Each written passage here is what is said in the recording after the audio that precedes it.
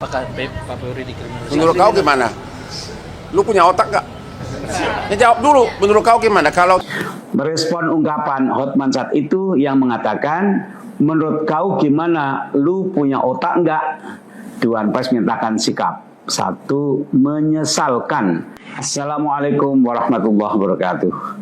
Rekan-rekan media dan seluruh masyarakat Indonesia, hari ini Dewan Pers merasa perlu untuk menyampaikan sikap resmi terkait sebuah insiden yang mencederai hubungan profesional dan saling menghormati antara profesi hukum dan profesi jurnalisme, terutama pada tindakan yang bersifat merendahkan profesi wartawan. Jumat 17 Juli 2026 dalam konferensi pers oleh advokat Hotman Paris Hutapea usai pemeriksaan kliennya Febri Ardiansyah sebagai tersangka dalam kasus dugaan korupsi dan tindak pidana pencucian uang di PT Asabri di Gedung Jampitsus Kejaksaan Agung Jakarta. Dalam konferensi pers itu, seorang wartawan bertanya, apakah Febri Ardiansyah merasa dikriminalisasi dalam kasus yang menjeratnya ini? Merespon ungkapan Hotman saat itu yang mengatakan, menurut kau gimana? Lu punya otak nggak? Dewan Pers menyatakan sikap. 1. Menyesalkan sikap advokat Hotman Paris yang menjawab pertanyaan wartawan dengan ungkapan yang bernada merendahkan.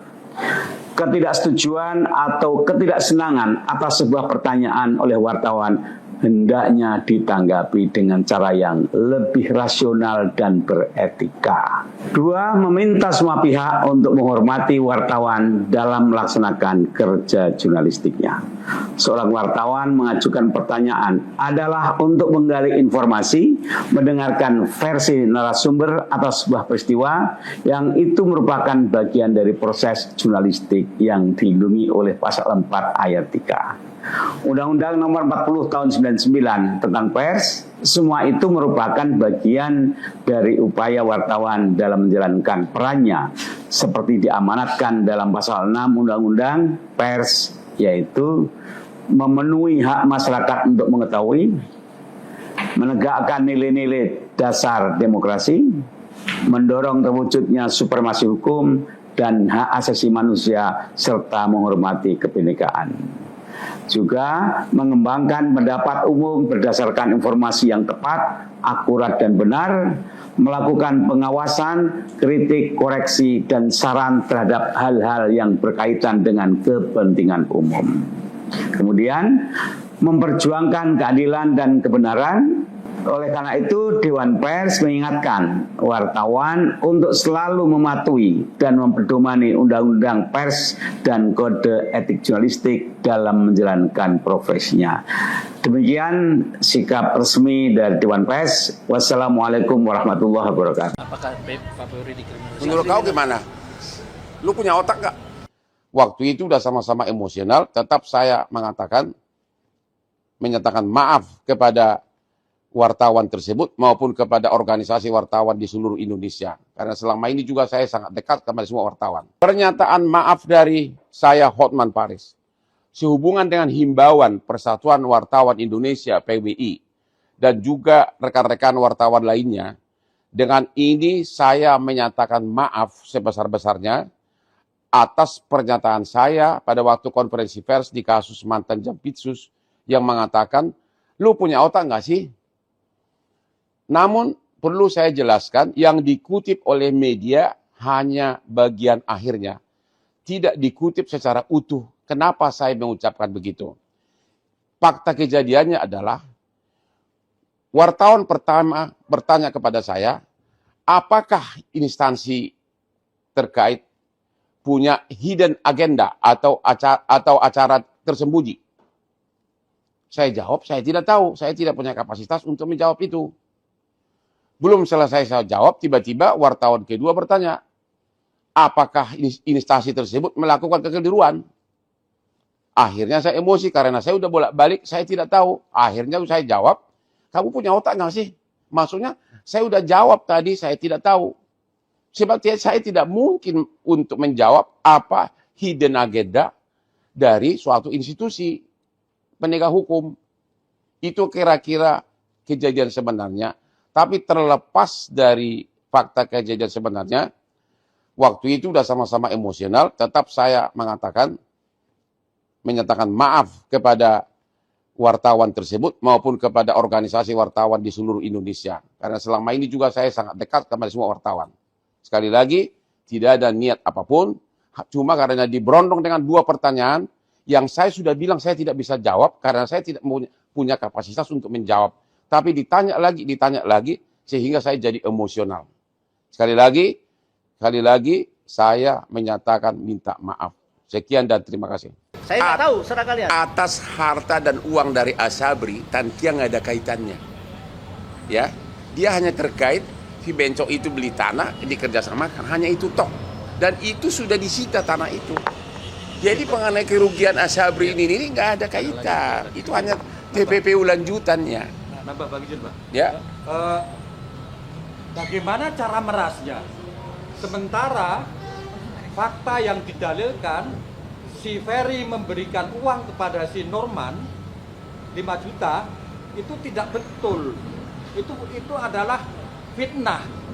Kedua, pihak karyawan money changer 7 orang pada saat mentalnya down diancam dengan pasal sumpah palsu kalau memberi keterangan palsu. Mereka menyatakan semua tidak ada uang 5 juta dolar masuk ke money changer. Itu yang pertama. Yang kedua, sekarang pertanyaannya adalah apa betul si Tangkian pernah ketemu Pak Febri? Pak Febri menyatakan, "Weh, gua minta sekian." Fakta itu nggak ada. Tangkian menyatakan nggak pernah ketemu Pak Febri. Kedua, si Pak Febri juga menyatakan tidak pernah menyuruh si Ferry Babi meminta uang ke Tangkian. Jadi konstruksi pemerasannya adalah konstruksi yang fiktif. Ada jalur di tengah yang putus. Bagaimana supaya itu bisa seolah-olah berjalan mulus sampai diserahkan ke Kejaksaan Agung? Si Ferry Bobo tidak pernah di BAP sebagai saksi. Padahal dia adalah aktor utama. Yang kerok dia. Ahli fitnah. Bapak Bang lanjut. Hah? Apakah Pak Ferry dikriminalisasi? Menurut kau gimana? Lu punya otak nggak? Ya, jawab dulu. Menurut kau gimana? Kalau tiba-tiba, jangan main dulu. Kalau kau tiba-tiba digeledah rumah lu sampai celana-celana lu misalnya dipamerkan, itu tanpa diperiksa saksi apapun, itu namanya apa? Jawab sendiri. Nggak, jawab sendiri dulu. Itu apa? Itu belakangan. Itu mendapatkan persetujuan belakangan mah gampang. Saya sudah 43 tahun pengacara. Itu didapatkan persetujuan belakangan. Sudah disita dulu, baru persetujuan. Siapa? Pak Ferry belum pernah diperiksa. Belum ada pemanggilan. Belum. Yuk, dari awal saya udah bilang, langsung sudah diviralkan, ditanya juga enggak, dipanggil juga enggak, sudah langsung, bahkan dari mulai cara membuka, belum dibuka, Udah videonya. mesinnya aja, lemari mesin, udah masuk video, udah nyampe ke Singapura, baru mau dibuka. Emang lu nggak tahu, emang itu dia, makanya, apa? Apakah akan ada pra-peradilan gitu? Sabar. Ada waktunya, oke? Tapi coba dulu pakai suara hatimu. Ya, ini jampitsus loh. Bagaimana masyarakat lemah? Itulah salah satu kenapa Hotman Paris turun yang kliennya berjubel konglomerat. Mana mungkin saya mengharapkan uang dari Pak Febri? Ya? Itu nanti gua jelaskan kenapa saya mau di sini. Apa? Katanya waktunya sudah disuruh selesai. Apa? Kita sudah disuruh selesai. Enggak, yang belum ada 2 lagi, Pak. Nggak bisa selesai. Sabar, Pak. Saya berwenang di sini. Yang kedua, itu satu ya. Yang kedua, biar jelas, Asabri selesai ya. Sekarang yang kedua soal soal itu dulu. Blackout. Ini yang paling lelucon.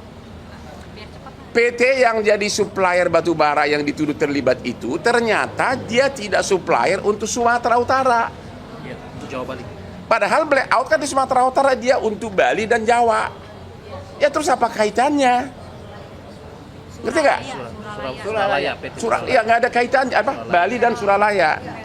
Itu jelas-jelas itu paling parah lagi.